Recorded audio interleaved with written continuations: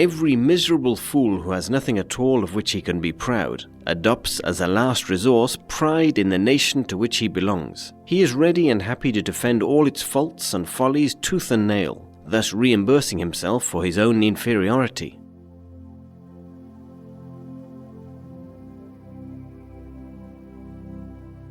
Man can do what he wills, but he cannot will what he wills.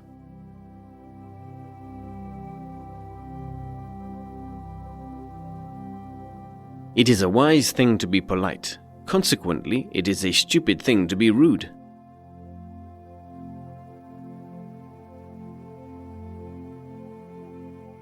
To make enemies by unnecessary and willful incivility is just as insane a proceeding as to set your house on fire, for politeness is like a counter, an avowedly false coin with which it is foolish to be stingy.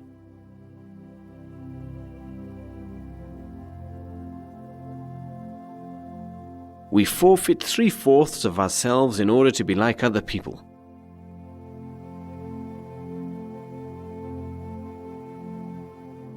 We will gradually become indifferent to what goes on in the minds of other people when we acquire a knowledge of the superficial nature of their thoughts, the narrowness of their views, and of the number of their errors. Whoever attaches a lot of value to the opinions of others pays them too much honor.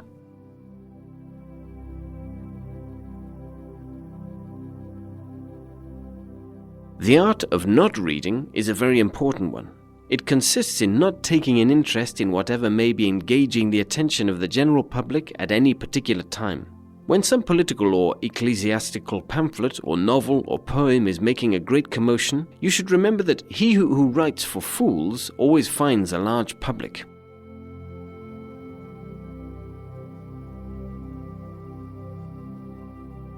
A precondition for reading good books is not reading bad ones, for life is short.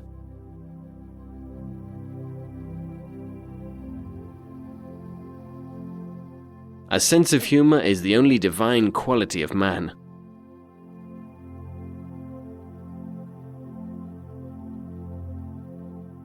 Philosophy is a science, and as such has no articles of faith. Accordingly, in it nothing can be assumed as existing except what is either positively given empirically or demonstrated through indubitable conclusions.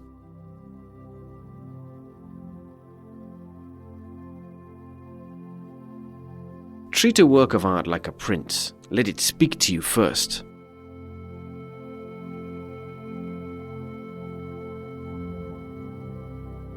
Thus, the task is not so much to see what no one has yet seen, but to think what nobody yet has thought about that which everybody sees.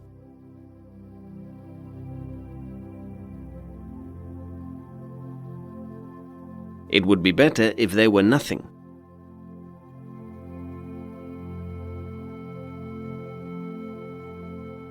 Since there is more pain than pleasure on earth, every satisfaction is only transitory, creating new desires and new distresses, and the agony of the devoured animal is always far greater than the pleasure of the devourer.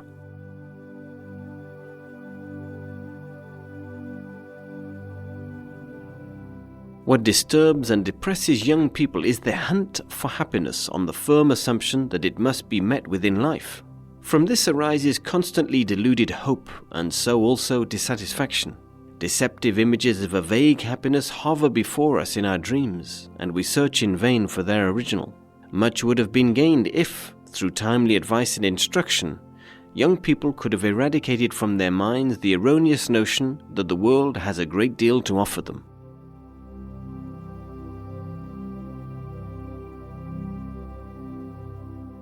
Great men are like eagles, and build their nest on some lofty solitude.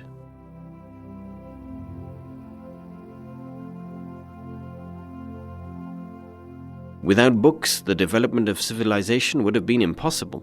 They are the engines of change, windows on the world, lighthouses, as the poet said, erected in the sea of time. They are companions, teachers, magicians, bankers of the treasures of the mind.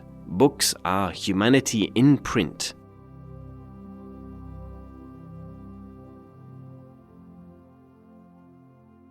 Religion is the masterpiece.